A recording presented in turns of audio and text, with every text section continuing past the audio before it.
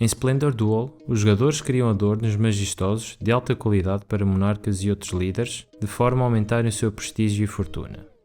Vamos ver como se joga.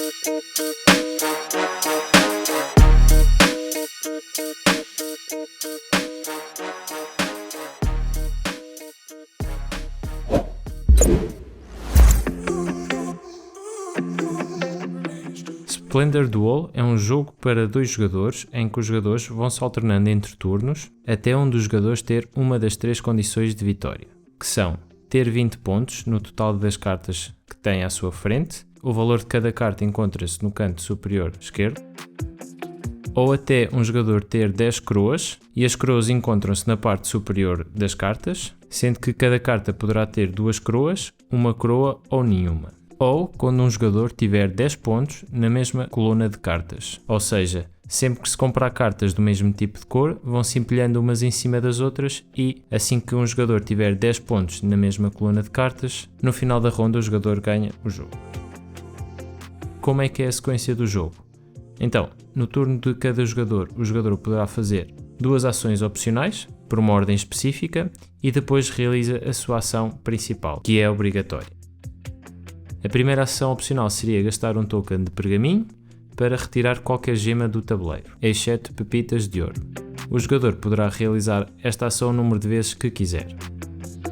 A segunda ação opcional que o jogador poderá realizar é colocar gemas no tabuleiro, se existirem gemas dentro da bolsa, porque sempre que se gastar gemas por algum motivo, estas voltam para o saco. Por exemplo, imaginem que estas gemas já não estavam aqui, o jogador ia repondo as gemas que se encontram no saco até acabarem. A colocação das gemas segue uma sequência própria que se encontra desenhada no tabuleiro.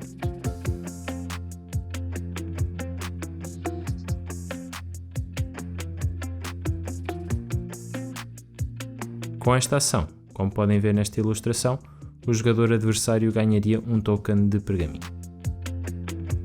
Depois das ações opcionais, podem ser realizadas ou não, mas que têm que seguir esta ordem específica, o jogador realiza então a ação principal, de 3 ações possíveis. Uma delas é tirar gemas do tabuleiro. O jogador poderá tirar até 3 gemas seguidas, seja na diagonal, seja ortogonalmente. Portanto, esta opção seria válida. Portanto, retirei 3 gemas e colocaria na minha zona de jogo. Tanto na diagonal ou, por exemplo, ortogonalmente. Aqui a única exceção é que, quando realizam esta ação, não podem retirar pepitas de ouro. Se durante esta ação retirarem 3 gemas da mesma cor,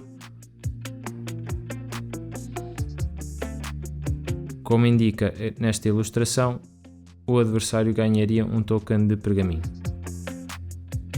Ou, no caso de retirar 2 pérolas, o jogador adversário ganharia também um token de pergaminho.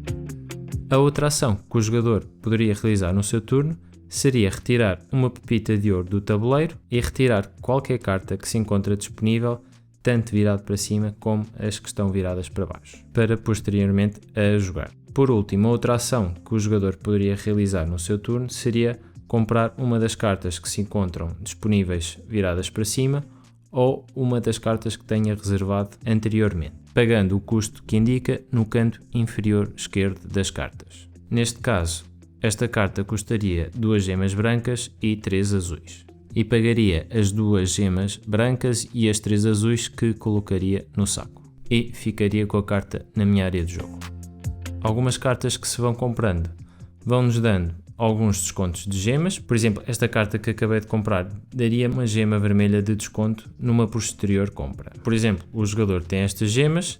Se eu quisesse comprar esta carta, teria de pagar 2 gemas vermelhas, 2 pretas e uma pérola. E como tenho esta carta que me dá uma gema vermelha de desconto, teria que pagar apenas uma gema vermelha, uma pérola e 2 gemas pretas. Assim que tiver mais cartas com gemas no canto superior direito, vamos tendo mais desconto em posteriores compras. Nunca se poderá ganhar gemas com estas cartas. Estas gemas apenas servem como desconto para comprar outras cartas e não nunca para ganhar gemas. ter em atenção que quando se compra uma carta, por vezes poderemos ter um benefício instantâneo. Por exemplo, nesta carta, este símbolo significa que esta carta é um joker e que poderá ser colocada em qualquer coluna de cartas que exista. Poderia entrar numa vermelha ou, por exemplo, se já tivesse uma fila azul, poderia entrar numa fila azul. Este símbolo significa que jogaria novamente.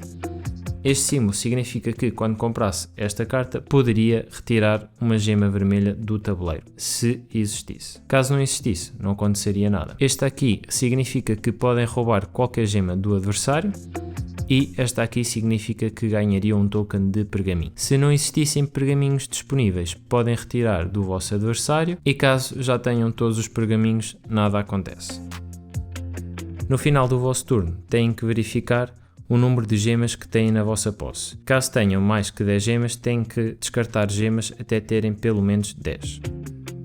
E no final do vosso turno, sempre que verificarem que têm pelo menos 3 coroas, podem comprar um dos 4 nobres disponíveis. Por exemplo, se o jogador tivesse estas duas cartas, teria então 3 coroas e poderia comprar um dos 4 nobres disponíveis, que vos daria ou pontos de vitória e um benefício instantâneo.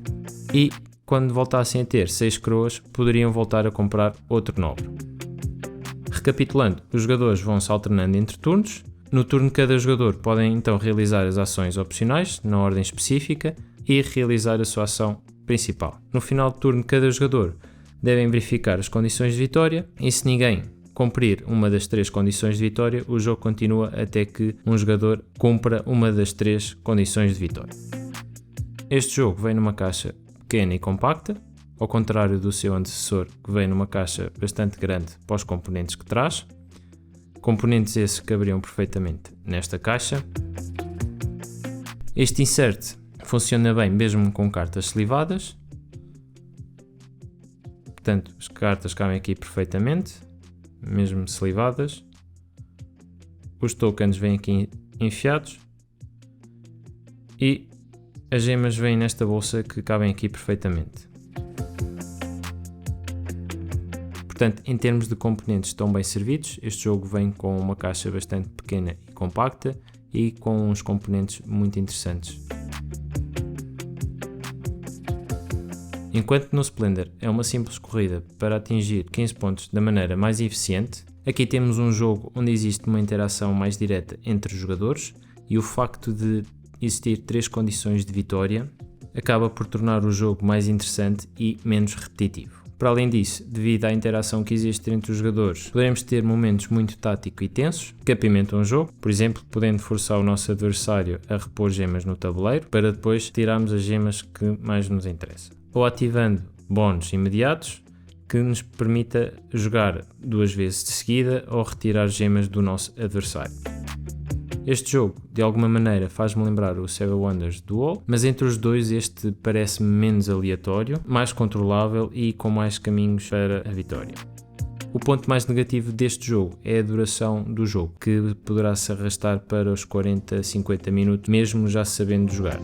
Não estava à espera de gostar deste jogo, na altura comprei-o para criar conteúdo para o canal, mas depois de ter jogado algumas partidas com a minha namorada, fiquei fã do jogo, devido aos vários momentos de tensão que vão existindo ao longo do jogo. No entanto, não é um jogo que vá andar sempre a jogar, mas tendo em conta a portabilidade e a facilidade de o levar à mesa, acho que vai agradar à maioria das pessoas.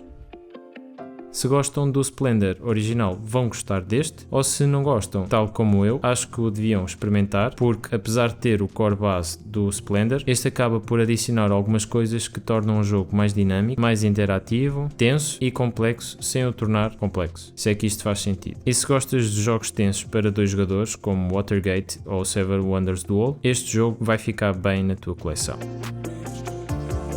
Espero que tenham gostado deste vídeo, não se esqueçam de subscrever o canal e deixar o gosto. Vemo-nos no próximo vídeo.